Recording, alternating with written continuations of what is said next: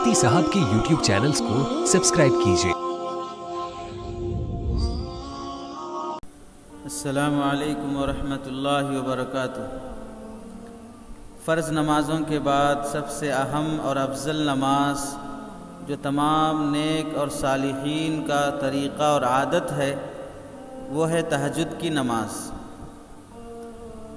अल्लाह जिन बंदों को अपना क़ुर्ब अता फ़रमाते हैं और जिनसे राज़ी रहने का फ़ैसला होता है उन्हें तहज्जुद की तौफ़ीक़ ज़रूर मिल ही जाती है।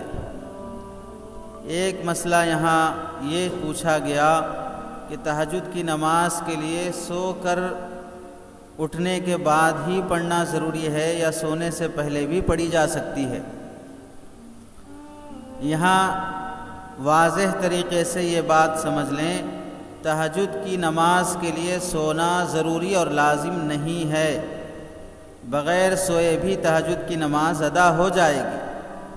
अलबत्ता नबी करीम सल्लल्लाहु अलैहि वसल्लम और सहाबा इकराम रज़ियल्लाहु अन्हुम अजमाइन का आम मामूल यही था कि रात के आखिर हिस्से में बेदार होकर सोकर उठने के बाद तहज्जुद की नमाज पढ़ा करते थे।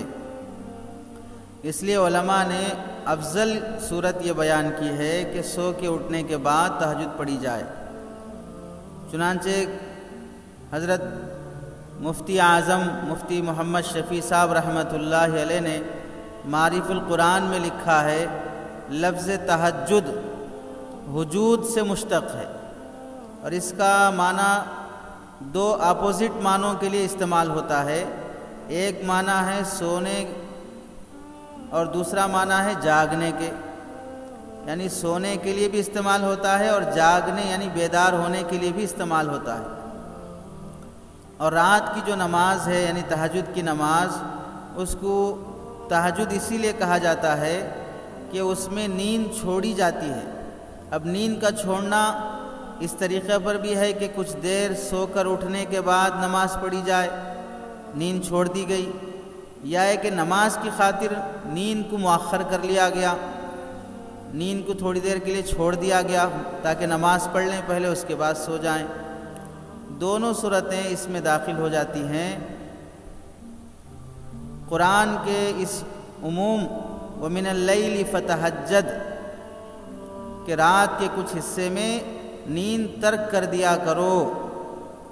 अब ये नींद तर्क कर दिया करो जिस तरह कुछ देर सोने के बाद जाग कर नमाज पढ़ने पर सादिक़ आता है, इसी तरह शुरू ही में नमाज के लिए नींद को मुअख्खर करने के लिए भी सादिक़ आता है। इसलिए नमाज तहज्जुद के लिए पहले नींद होने की शर्त, सोने की शर्त कुरान का मदलूल नहीं है, यानी कुरान से सोना शर्त के तौर पे साबित नहीं है।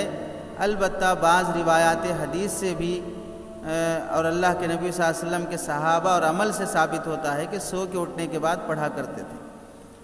हाँ, बाज़ रिवायत ऐसे भी हैं जिसमें आप सल्लल्लाहु अलैहि वसल्लम का शुरू हिस्से में भी नमाज तहज्जुद अदा करना साबित है, दरमियानी हिस्से में भी साबित है, आखिरी हिस्से में भी साबित है।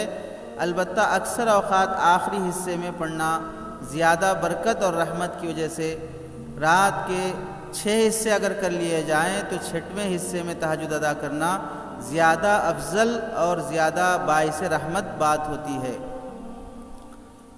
हज़रत हसन बसरी रहमतुल्लाहि अलैह ने भी तहज्जुद उस नमाज को कहते हैं जो आपने तारीफ़ की है, हर उस नमाज को कहते हैं जो इशा के बाद पढ़ी जाए, जो इशा के बाद पढ़ी जाए, यानी उसमें सोने की शर्त नहीं है। अलबत्ता तामुल की वजह से इसको कुछ नींद के बाद पर मामूल किया जाएगा, यानी सहाबा के अमल की वजह से सोने के बाद पढ़ लेना अफजल होगा। खुलासा ये है कि तहज्जुद की नमाज के लिए नींद शर्त नहीं है, अलबत्ता अफजल और बेहतर है कि सो के उठने के बाद पढ़ी जाए। 2 रकात से लेकर 12 रकात तक अल्लाह के नबी सल्लल्लाहु अलैहि वसल्लम का मामूल रहा है। अक्सर व बेशतर 8 रकात का अहतमाम आप सल्लल्लाहु अलैहि वसल्लम फरमाते थे। जिससे जितनी रकात हो सके उसका अहतमाम कर ले।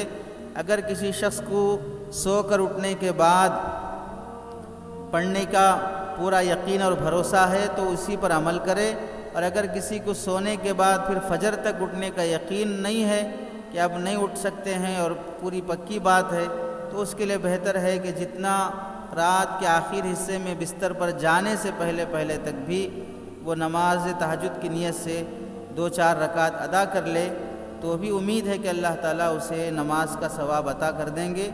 افضلیت اور اولویت کی جہاں تک بات ہے، بہر صورت یہی ہے کہ سو کے اٹھنے کے بعد ادا کرنا افضل اور بہتر ہے، لیکن اس کی وجہ سے سونے سے پہلے بھی پڑھے بغیر سو جانا یہ بھی ایک طرح کی محرومی ہو جائے گی۔ علامہ شامی رحمۃ اللہ علیہ لکھتے ہیں افضل الصلاۃ بعد الفریضۃ صلاۃ اللیل وروى الطبرانی مرفوعا لا بد من صلاۃ بلیل ولو حلب شاۃ وما كان بعد صلاۃ العشاء فهو من اللیل وهذا يفيد ان هذه السنة تحصل بالتنفل بعد صلاۃ العشاء قبل النوم، کہ نفل نماز تہجد کی جو فضیلت آئی ہے وہ تحصل بالتنفل بعد صلاۃ العشاء قبل النوم، سونے سے پہلے بھی نفل نماز پڑھ لیں تو بھی یہ ثواب حاصل ہو جائے گا۔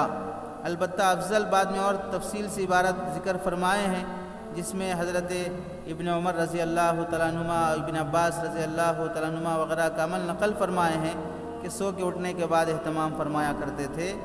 البتہ بعض روایات کی وجہ سے سونے سے پہلے بھی یہ عمل درست ہے۔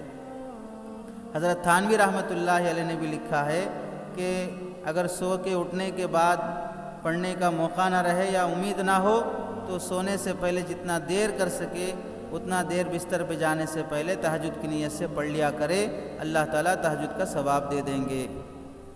بہتر ہے اس میں سو کے اٹھنے یا سونے سے پہلے کے اختلاف میں پڑھنے کے بجائے جس کو جیسا میسر ہو وہ کوشش کرے کہ رات میں سونے سے پہلے یا سو کے اٹھنے کے بعد بہر صورت اس نماز کا اہتمام کر لے اور اللہ سے اس کی توفیق مانگے۔